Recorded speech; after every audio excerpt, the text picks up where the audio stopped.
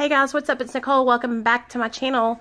So I went and washed my face and threw some water on it and put some chapstick on, and now I want to tell you guys, I want to share this story time with you.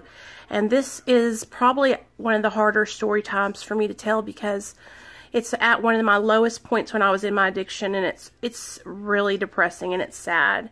But it also is an example of how far down addiction will take you and how it's so important to reach out and get help because you cannot do it alone. I promise you that. So this is a story about me, Nicole, and my addiction, and here we go. So the year was 2013.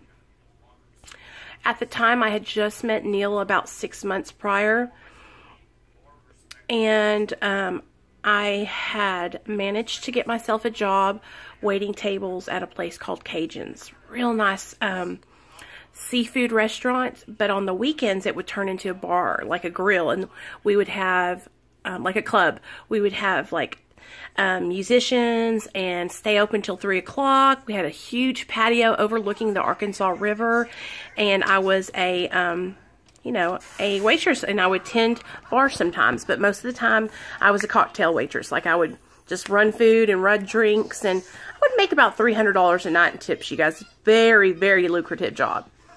At the time, I was on a methadone, and I wasn't prescribed it, but I took it every single day because Neil was prescribed it. So we would, he was getting prescribed about 365 tins a month, so we would just half those. So I was on methadone, and I was abusing meth, crack, and Roxy, and Xanax. So every day before I would go into work, I would have to take methadone, because if I didn't, I would be sick. I would be ill at work. So I'd always make sure I had like 4 or 5 in my purse, because I would need them throughout the night. And I lived in this little apartment, you guys. It was a 7-story building. No, it was 14 stories. And I was on the 7th floor, and they called it the Towers. And it was just basically like a 1-bedroom efficiency.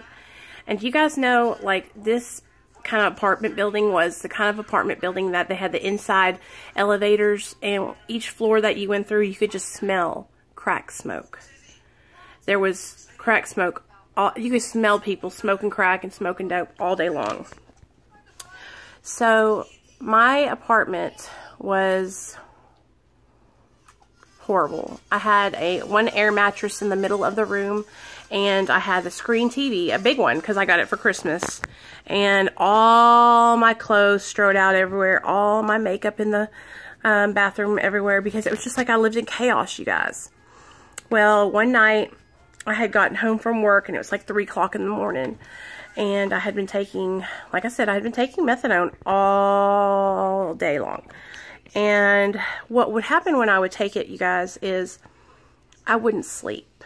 So I would go on for days without any sleep, and I would operate just in between nods. I would just be in between nods every day. So I got home from work, and it was about 3 a.m., and every morning when I would get home, this guy named Joe would wait for me and walk me up the stairs. And Joe was an older man. He's 50, and he smoked crack. And every night he would wait for me because he knew I had money, and we would go up and we would buy some crack, and we would smoke all night long. Just chilling, smoking, and hallucinating, and seeing things that weren't there, and barricading ourselves in my apartment. One time we actually got the dresser and the TV and the bed and pushed it all against the door because we thought the FBI was outside my door. But that's not this story. So I had been up without any sleep for about 6 days, and I was struggling, you guys. This is so embarrassing. I was just passing out wherever. And it was like 2 o'clock in the morning. Maybe it was earlier. Maybe it was 6 o'clock in the morning. And I had passed out on my air mattress, and I was completely naked, with the door to my apartment wide open.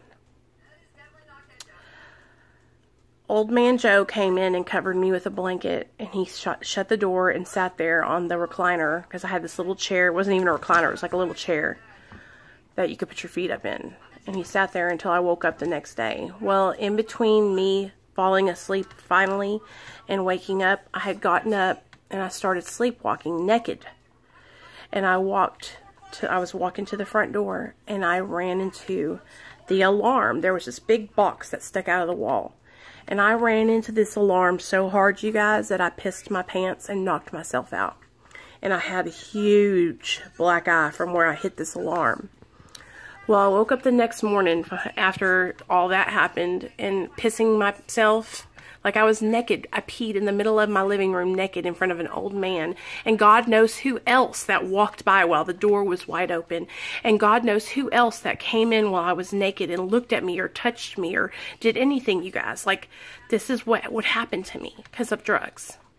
And I woke up the next morning and Joe was like, do you know what happened to you? And he told me, and I remembered getting up and walking and hitting the wall and going into the alarm system and hitting it with my face. But I don't remember anything else. And he told me all these things, and I just cried. I put my clothes on and I cried and I cried and I cried and I cried. And he was like, you got to stop doing that. Those pills. You guys, it wasn't just the pills. It was everything. It was the crack. It was the meth. It was the cocaine. It was the methadone. It was everything that I was doing that was keeping my body like this. Well, that weekend, I went to my parents' house. Me and Neil did. And I was trying to recuperate. And we were like, you know how you would white knuckle it for a couple days while you're with your family? Well, we were sober. And I was taking a shower and I was washing my hair. And all of a sudden, I went to run my fingers through my hair. And I screamed because a huge clump of my hair came out from right here. I got out of the shower, Neil, help. And he came in and I was completely bald right here from my hair falling out.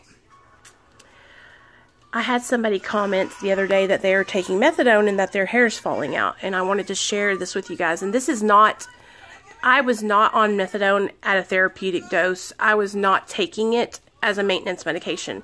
I was abusing it. I was taking it to get high. And I was taking copious amounts of methadone. So much, you guys. And my hair fell completely out of the root. Like, it was just completely bald. I remember Neil came in there, he's like, oh my God. And I had a lot of hair, you guys. My hair, back then it was down to my butt.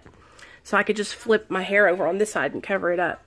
But I was about 120 pounds and I was so malnourished and so sick from just shooting dope and taking pills and smoking crack that my hair was falling out.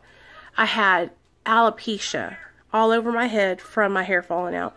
I had psoriasis all over my body from my skin just... My immune system was so compromised. And I had this black eye and I was walking around just looking like death. But my dad came in and I was crying and he goes, well, it's from all them drugs you're doing. My dad doesn't pull punches and he never wastes time. And he just told me, and you know what, guys, he was right. And it still took me 2 more years until I got sober, because that was 2013 and I didn't get sober until July of 2015.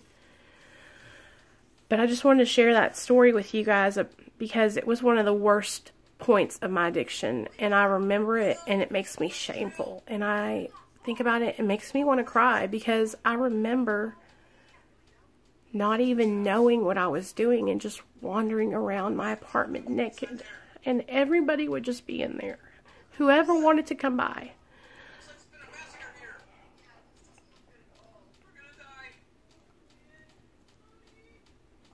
Addiction will take everything from you. And if you haven't gotten to this point yet, to that point in your addiction, give it some time. You can get there. Don't ever say you can't, because it can happen. Addiction is cunning, baffling, and powerful, and it will take every last fiber of your being, every bit of your morals and your values, any ethics you have, any self-respect or dignity you have. Addiction will strip you of that, just like it did me. And now I'm working so hard to build myself back up. I love you guys. I just wanted to share that with you guys, and I hope you don't ever have to experience any of the things I did. I hope you can get help now. All right, guys. Bye.